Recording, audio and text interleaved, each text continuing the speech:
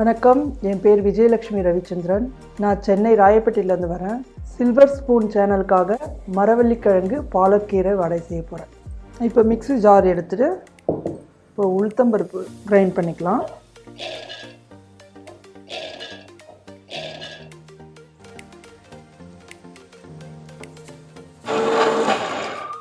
அரைச்ச உளுந்தோட மரவள்ளிக்கிழங்கு திருவிந்து ஆட் பண்ணிடலாம்.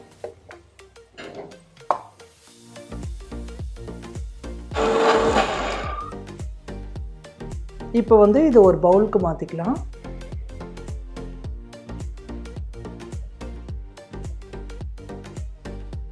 இப்போ உளுத்தம்பருப்பும் மரவள்ளிக்கிழங்கும் சேர்த்து அரைச்சிட்டு வந்துட்டோம். ஃபஸ்ட்டு அவல் ஆட் பண்ணுறேன், இது கிறிஸ்ப்னஸ்க்காக. அப்புறம் பாலக்கீரை, அப்புறம் பார்த்திங்கன்னா ஆனியன், சின்ன வெங்காயம் தேவையான அளவு, அண்ட் இஞ்சி, பச்சை மிளகாய் ஸ்பைசிக்காக, பெப்பர் பொடி, கொத்தமல்லி,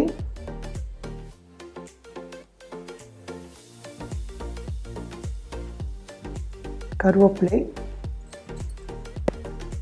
ஜீரகம், உப்பு எல்லாமே சேர்த்து மிக்ஸ் பண்ண போகிறோம். எல்லாத்தையும் மிக்ஸ் பண்ணிவிட்டு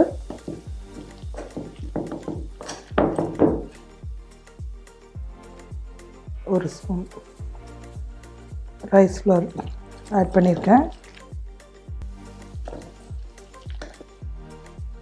இப்போ பார்த்திங்கன்னா வடை மாவு ரெடி ஆயிடுச்சு. கரெக்டாக இருக்கிற பதம் எப்படின்னு பார்த்திங்கன்னா, எடுத்து பால் மாதிரி உருட்டினீங்கன்னா கரெக்டாக வரும். இது கரெக்டாக வந்திருக்கு. ஸோ வடை மாவு ரெடி ஆயிடுச்சு. இப்போ நம்ம ஃப்ரை பண்ணிடலாம்.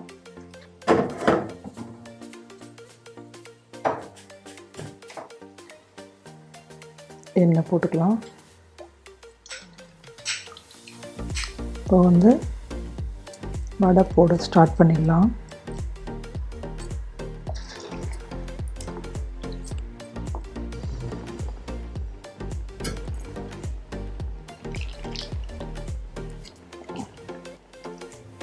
நல்லா வேகுது.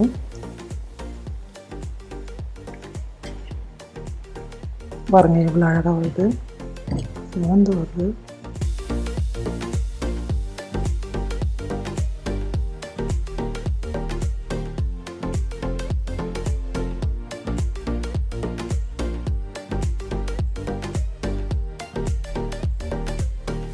மரவள்ளிக்கிழங்கு பாலக்கீரை வடை ரெடி ஆயிடுச்சு.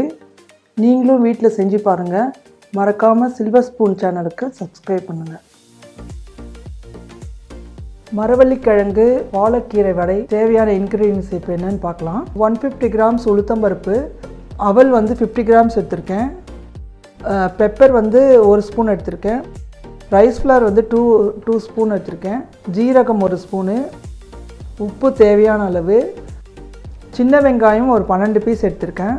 மரவள்ளிக்கிழங்கு 1/4 கிலோ திருவியது, இஞ்சி தேவையான அளவு, பச்சை மிளகாய் 2, பாலக்கீரை தேவையான அளவு, நல்லெண்ணெய் தேவையான அளவு, கருவேப்பிலை தேவையான அளவு, கொத்தமல்லி